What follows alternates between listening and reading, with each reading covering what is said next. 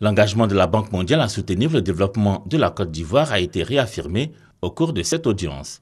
Avec le Premier ministre Nana Cablan-Duncan, le vice-président de la Banque mondiale pour la région Afrique, Mactar Diop, s'est donc appesanti sur l'appui de l'institution à différents investissements entrepris par l'État ivoirien. Nous avons discuté d'un certain nombre de priorités que le gouvernement a dans ce qui concerne l'assainissement de la ville et des villes secondaires. Nous allons appuyer le gouvernement dans la mise en œuvre de son programme d'assainissement. Nous avons discuté également de comment accompagner le gouvernement dans son programme ambitieux d'investissement dans le secteur des infrastructures. Nous avons parlé des différents instruments que la Banque mondiale a.